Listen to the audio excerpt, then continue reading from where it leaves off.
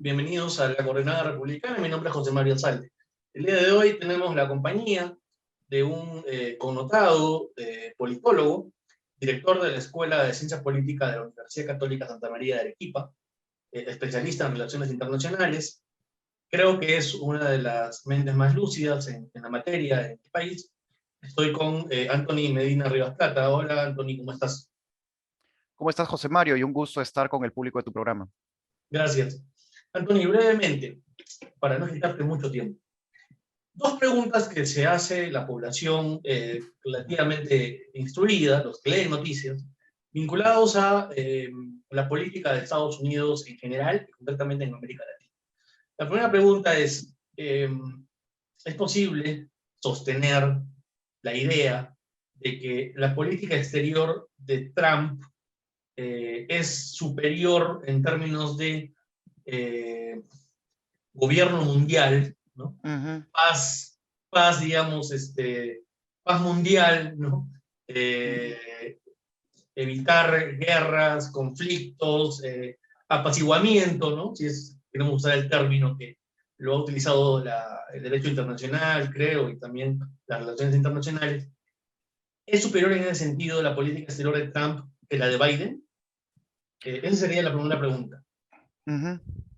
Sí, responder esta pregunta es complicado porque, claro, primero decir si es superior o inferior depende mucho del punto de vista del interlocutor, ¿no? Es decir, por ejemplo, si tú escuchas... De los intereses nacionales, ¿no? Ujú. No, Serían en sí, es este que caso, el tema es que los intereses nacionales de los Estados Unidos también es un tema en discusión. Y te digo esto porque Donald Trump, como política exterior, como hacedor de la política exterior, representa una ruptura en varios aspectos con respecto a toda una tradición que viene desde 1945. Es decir, el compromiso con la construcción del orden internacional y la promoción de la economía de mercado a nivel mundial como fuente de la hegemonía americana, ¿no? Es decir, en lo político, la promoción de organismos internacionales dentro del marco del sistema de Naciones Unidas, y en lo económico, la promoción del modelo de libre mercado con globalización económica y financiera, ¿no? Trump representa una ruptura en esos dos pilares, ¿no? Es decir,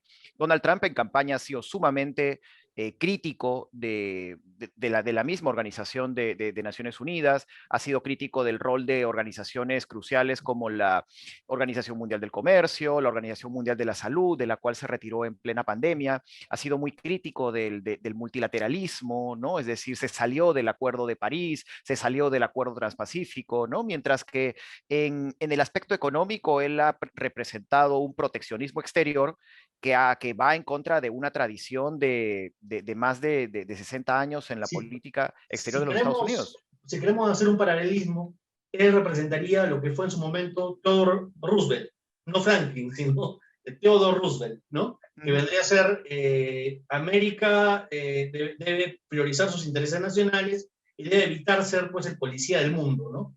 En Así todos los es. sentidos, ¿no? Así es.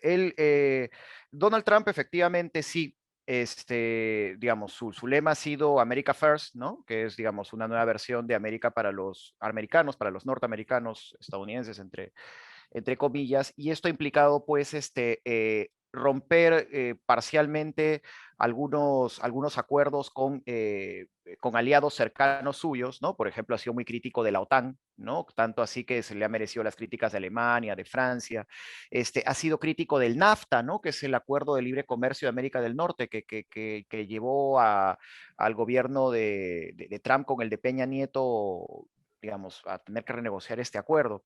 Pero por otro lado, en el aspecto militar, Donald Trump no ha iniciado ninguna nueva guerra, ¿no? Por ejemplo, a diferencia de sus predecesores, ¿no? Es decir, termina la Guerra Fría y se consideraba que con Clinton venía pues una nueva época pues de multilateralismo pacífico, ¿no? Y más bien lo que viene es la guerra en Yugoslavia, ¿no? Casi se van a la guerra pues, con China Se por el bombardeo de puede, la embajada, ¿no? se puede afirmar en ese sentido dos cosas. Se puede afirmar que Trump ganó la guerra al Estado Islámico.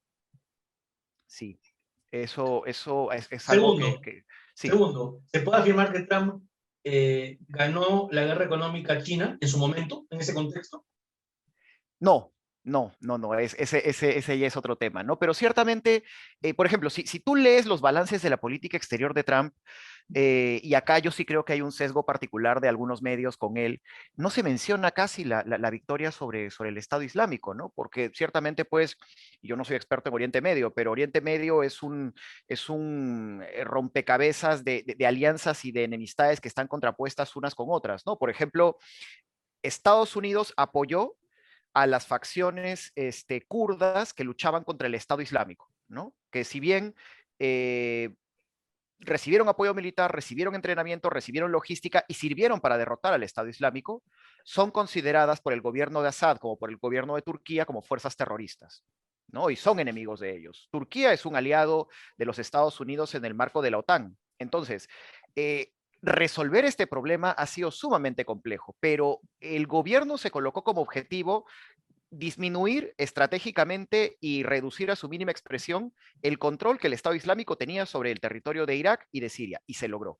Se logró, ese objetivo se logró. Hace poco Anthony Blinken, que es el secretario de Estado de los Estados Unidos, el actual con Biden, ha dicho que deben quedar más o menos 10.000 militantes, ¿no? Pero a ver, o sea, están sueltos, están desperdigados, no tienen capacidad de control territorial. Es decir, ciertamente el Estado Islámico como bloque que controlaba territorio y que podía ejercer una cierta soberanía, entre comillas, para la movilización de recursos, eso ya no existe, ¿Cómo ¿no? se Existen militantes interpreta, sueltos. cómo se interpreta los ataques que realizó Trump al dirigente, líder, dictador de Corea del Norte, y que luego se reúna con él, ¿no?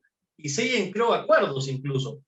Uh -huh. Trump, en ese sentido, creo, no sé si compartes la opinión, es un realista político. Él cree en la real política. Él no cree, digamos, en esta visión que es ideológica, ¿no? Del internacionalismo liberal, ¿no? Que promueve el pacifismo, los derechos humanos. Ojo, no estamos diciendo que esté mal, sino que eso responde a, también, digamos, en términos de la identidad cultural del pueblo norteamericano o estadounidense, al destino manifiesto, ¿no? A la misión de Estados Unidos, digamos, como país en el plano, digamos, del mundo, ¿no? Que es casi una cuestión no sería teleológica, sería no teleológica o si no escatológica, ¿no? Propiamente, ¿no? Uh -huh.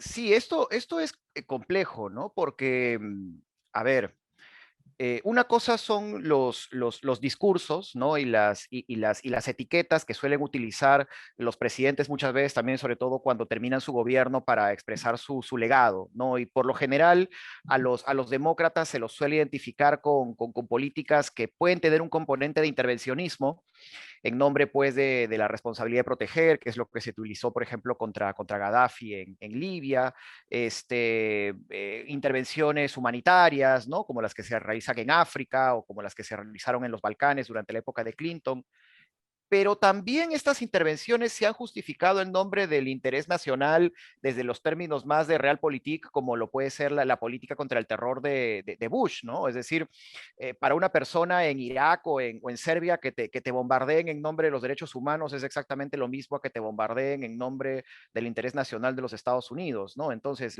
hay políticas belicistas, ¿no? Que yo te puedo decir que son bipartisanas, ¿no? Y que son apoyadas indistintamente por uno u otro. Y del otro lado están los discursos políticos que se utilizan para justificar estas medidas de un sistema pues Pero, que es tan difuso, ¿no? Como el pero estadounidense. hay creo un mito, nuevamente tú eres el especialista, con respecto a la política exterior republicana, de los republicanos.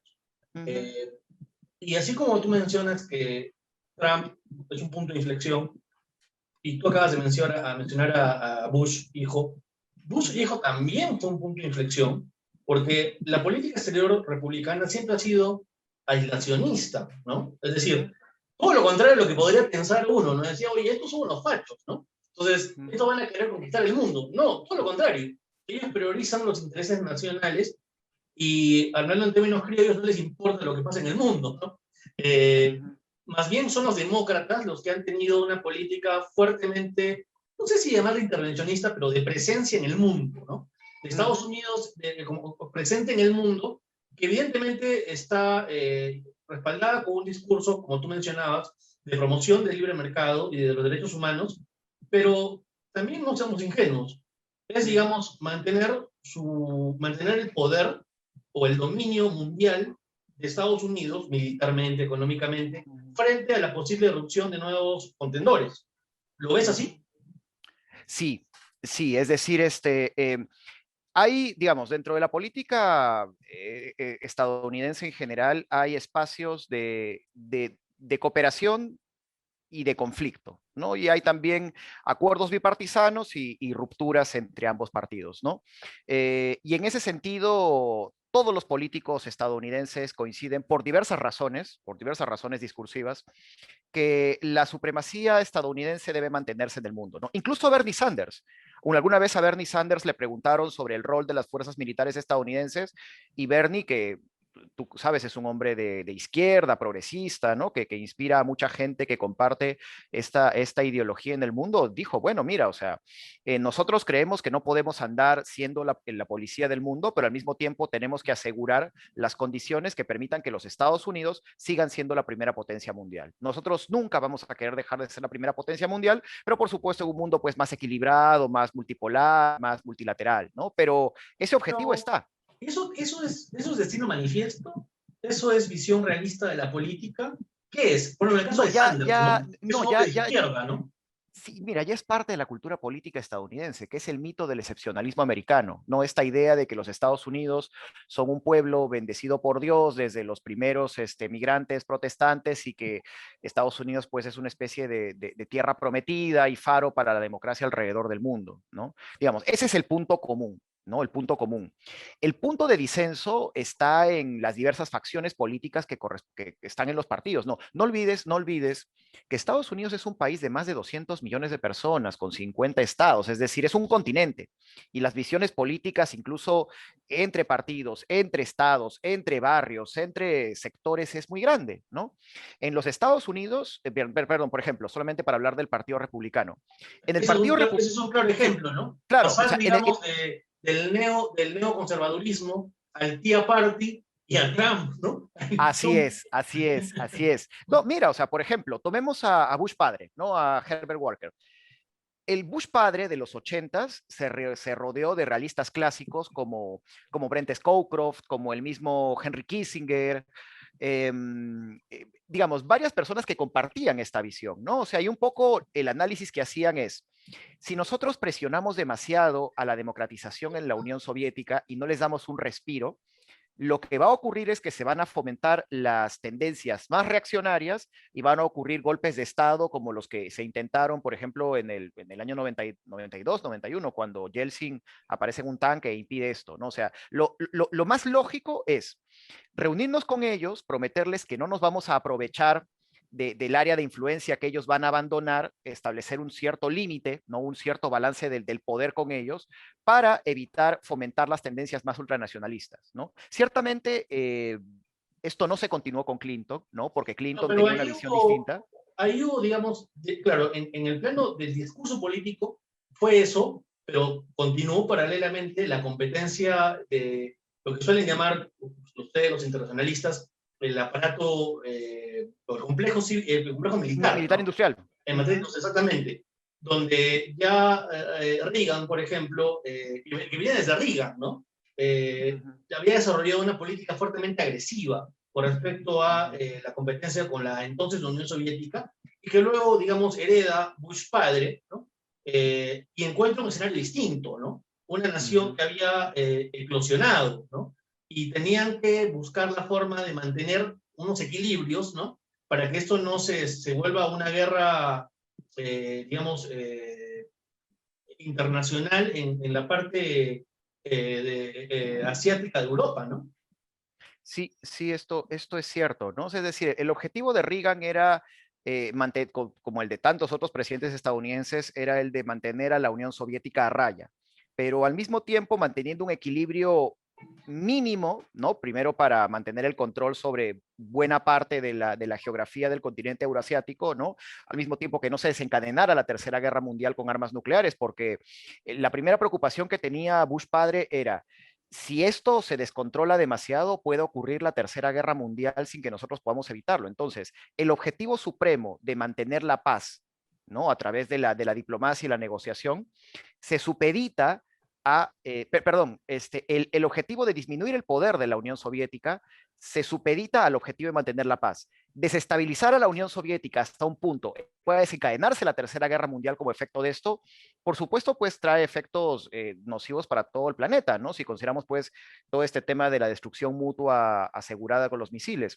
Y tú mismo lo has dicho, es decir, muy distinta es la visión que tiene Bush hijo con respecto al sector neoconservador, que también es republicano, ¿no? Los realistas clásicos de Bush padre eran republicanos y los neoconservadores también eran republicanos, ¿no? Recuerdo que una de las cosas que mencionó, entre todas las que mencionó, Richard Nixon, es que el mayor título que se le puede dar a un gobernante es el de ser el pacificador, ¿no? Uh-huh. Y de alguna manera su política exterior, cuestionada por la salida de Vietnam, ¿no? Cuestionada por este reconocimiento a China, ¿no? De alguna manera creo yo un momento, digamos, en la historia internacional de Estados Unidos de cierta tranquilidad, ¿no? Que tal vez, no sé, en otro momento si quieres podemos conversarlo, Uh-huh. podemos hacer un paralelismo, ¿no? Trump-Nixon, ¿no? O sea, ¿qué pretendían, ¿no? Tal vez digamos, Nixon también fue otro seguidor de Theodore Roosevelt, ¿no? Uh-huh. Y creo también, en ese sentido, Trump un continuador, ¿no? Pero eso seguramente da para una discusión mucho más compleja, así que escapa de lo que queremos el día de hoy. La última pregunta, Anthony, gracias nuevamente por aceptar la invitación a esta entrevista. ¿Cuál es la política de Biden para América Latina? Y si esa política difiere sustancialmente con respecto a la política Trump. Trump promovió el Grupo Lima, ¿es así? Uh-huh. Por ejemplo, Sí. ¿no? Uh-huh. El Grupo de Lima del que ya no somos parte, ¿no? O sea, Lima ya no es parte del Grupo de Lima, ¿no? Pero ahora, ¿qué es lo que, digamos, quiere Estados Unidos para América Latina? Y cuál sería también el rol de Estados Unidos frente a este interés, al parecer chino, de penetrar en América Latina? Uh-huh.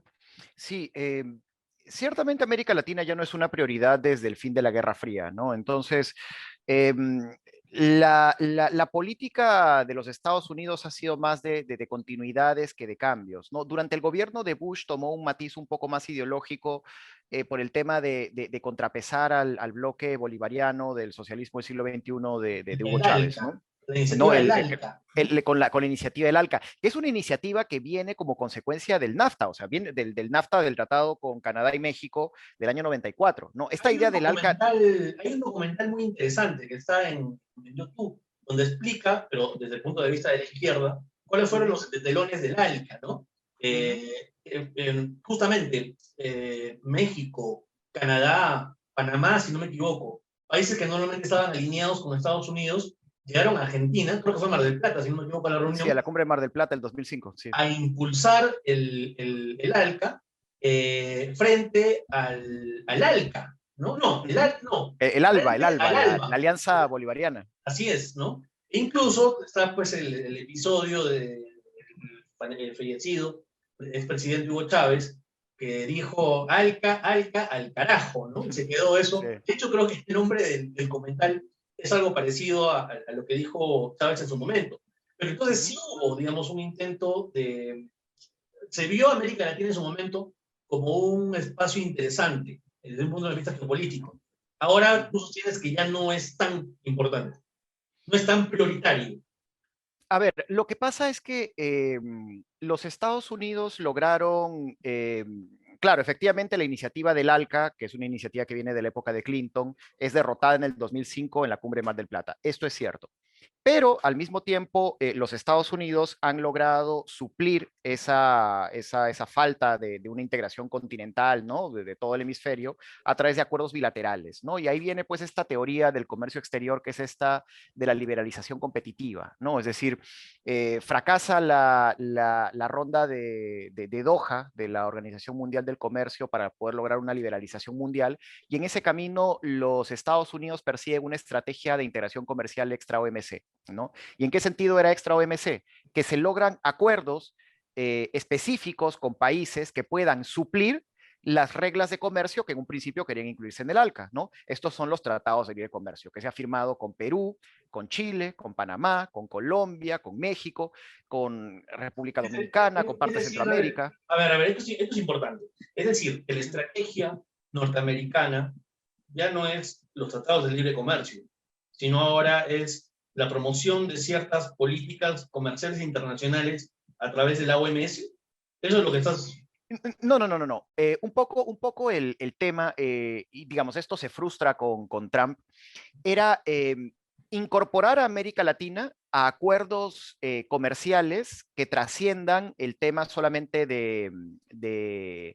solamente el tema arancelario, ¿no? Digamos, acuerdos que involucren temas de gobernanza, temas de legislación, ¿no? O sea, y por eso hubo iniciativas, por ejemplo, como la del Acuerdo Transpacífico. Hoy día el Perú, hace un mes más o menos, ha firmado el Acuerdo Transpacífico, que tiene otro nombre, sin Estados Unidos, porque Trump se retiró del acuerdo, ¿no? Y ahí tú tienes una ruptura notoria con toda la tradición anterior estadounidense, ¿no? Yo creo que con el tiempo los Estados Unidos se van a incorporar también a este acuerdo como consecuencia también del proceso de integración que está impulsando China, ¿no?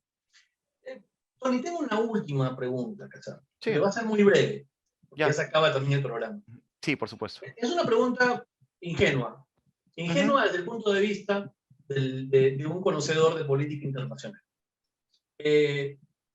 Los estados petroleros tienen la OPEP, ¿no?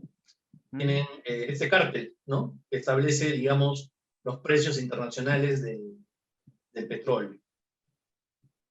Perú, Canadá, México en cierta manera, Australia, Inglaterra, son países que tienen un fuerte potencial minero. ¿Por qué no se puede formar una suerte de OPEP del cobre o de la plata? Evidentemente esto seguramente va a despertar muchas suspicacias. Van a decir, oye, pero están prohibidos los cárteles. O sea, incluso dentro de nuestra legislación interna se prohíben los cárteles, la concertación de precios, las posiciones de dominio. Ya, pero la OPEP permitió que algunos países que no eran tan ricos se volvieran multimillonarios. ¿Esto es viable? ¿Es viable, digamos, que haya una suerte de clúster mundial minero, ¿no? Que pueda determinar los precios del mineral, siendo Perú pues una potencia minera, básicamente? En algunas ocasiones en ciertos medios de las relaciones internacionales. Te mentiría, no estoy lo suficientemente informado sobre cómo es que se han avanzado, digamos, si es que algún país ha tenido esa iniciativa, que por ejemplo en el caso del cobre, esa iniciativa tendría que venir definitivamente de Perú y Chile, ¿no? Ahora... Ojo, que tienen gobiernos en este momento, o al menos, digamos, ahora Chile que ha entrado en un proceso constituyente de centro-izquierda. Entonces, sería una manera interesante, como una línea de política internacional, la promoción de este tipo de instituciones, creo yo. Igual en México pues está AMLO, ¿no? Que es de izquierda, ¿no? Es decir, podría haber de alguna manera algunos acuerdos comerciales. Yo no sé si esto, digamos, puede ser de interés para el nuevo gobierno, ¿no? Hablando, digamos, de posibles líneas de política internacional, ¿no? Mira, habría que investigarlo, ¿no? Porque claro, la diferencia entre los minerales y el petróleo es principalmente que el petróleo es un medio de intercambio a nivel mundial. Tú vendes un barril de petróleo a China, como lo puedes vender a Estados Unidos, a Europa u otros, ¿no? En cambio, el cobre solamente se puede vender a países que tienen centros de procesamiento industrial específicos para ello, que principalmente están en China y en el sudeste asiático, ¿no? Cobre, de repente, a los europeos no les interesa tanto en tanto y en cuanto ellos compran productos manufacturados de China, ¿no? Y más bien ellos les interesan productos que ya fueron producidos en China, ¿no? Entonces, habría que hacer un análisis más profundo sobre la geopolítica de los minerales y a partir de ahí poder verlo, ¿no? Ahora bien, no te tendría una respuesta definitiva con respecto a ello. En otras palabras, ¿a quién terminaría afectando esta posible decisión, si es que se da, ¿no? Digamos? ¿Quién sería el afectado? No, yo creo que China tiene ahí la voz cantante, ¿no? O sea, si queremos hacer una OPEP del cobre, el primer país que nos importa concentrado es China, ¿no? Es China y ellos, por supuesto, eh, el mercado que ellos tienen es tan amplio y la demanda de minerales es tan grande que, que muchas veces lo que puede generar un país o dos países o tres países no llega a ser suficiente para la demanda que ellos tienen para la producción de productos industriales, ¿no? Entonces, es necesario hacer un estudio mayor sobre el tema. No te quiero dar una respuesta definitiva sobre un tema que no estoy lo suficientemente informado. Bien, igual ha sido bastante esclarecedor saber un poco de la política norteamericana. Quedan muchos temas pendientes. Es realmente apasionante hablar de política internacional. Es mucho más interesante que hablar de política nacional, Ah, ¿no? por supuesto, por supuesto. Por eso me dedico a esto también. Porque es la alta política, ¿no? Y se ven Es la, factores ver- como, es la verdadera política, además. claro, y se ven factores como el interés nacional, ¿no? Se ven factores como, eh, digamos, la visión geopolítica o geoestratégica. Es realmente, es lindo, es apasionante. Bueno, Tony, espero tenerte en otro momento para poder conversar más sobre esos temas que seguramente a la gente le interesan, porque creo que hay poca información sobre los temas internacionales y hay mucha desorientación, ¿no? Yo creo que sí es importante que también se informe, ¿no? Ahora la atención la está seguramente prestando el problema del COVID, pero ojo, todavía hay política internacional. No toda la política está enfocada en Está en los función al aspectos COVID, claro. sanitarios, ¿no? Que es Ujú. importante, pero hay otros aspectos que hay que también analizar, sobre todo porque estamos entrando a un proceso, al parecer político, de un matiz distinto, ¿no? Así es, así es. De hecho, hay muchísimo que explorar con respecto a este tema. Ciertamente los efectos económicos de la pandemia ya se están sintiendo incluso en las cadenas de suministro globales que están generando esta inflación que estamos teniendo a nivel mundial, porque hay mucha gente que dice Ojo, que inflación a nivel mundial que termina beneficiando a algunos sectores. Porque yo he escuchado hoy en la radio, ¿no? No sé si es una noticia, una fake news, no sé, pero yo escuché que las empresas, las más grandes empresas a nivel internacional, a nivel mundial, ujú. han ganado mucho dinero durante la pandemia, muchísimo dinero durante la pandemia. Entonces, hay que analizarlo desde una perspectiva, digamos, un poco más holística, ¿no? Ujú. Eh, ¿En qué sentido se terminan beneficiando, ¿no? ¿Por qué? ¿A costa No, de mira, quién, te, no? te, te pongo, te pongo un ejemplo muy concreto, el envío de containers. Es decir, parte de la inflación que nosotros tenemos en América Latina, en todos los países de América Latina, sin excepción, tiene que ver con la dificultad de poder abastecer estas cadenas de suministro globales. Y no se pueden abastecer porque hay una escasez de containers. En el mundo, al menos el 80% de los containers que se fabrican están hechos principalmente por tres empresas chinas. Y la pandemia ha dificultado tanto el comercio global que ha hecho que un container que en el año 2019 costaba enviarlo $1,000, ahora cuesta $10,000. ¿No? Entonces, puedes sacar tú tu línea de que efectivamente hay empresas que se están beneficiando de esto, ¿no? Y por supuesto, beneficiándose a costa de que muchos otros sectores se perjudiquen, ¿no? Bueno, te comprometo, Anthony, para hablar otro día de dos temas que quedan pendientes, ¿no? El legado Trump versus Nixon, ¿no? El rol del pacificador mundial, y por otro Ujú. lado, la dimensión económica del COVID, que creo que no se ha analizado debidamente. Te mando un fuerte abrazo. Gracias nuevamente por aceptar la invitación. Ujú. Igualmente, igualmente, gracias a ti y a todo el público de tu programa.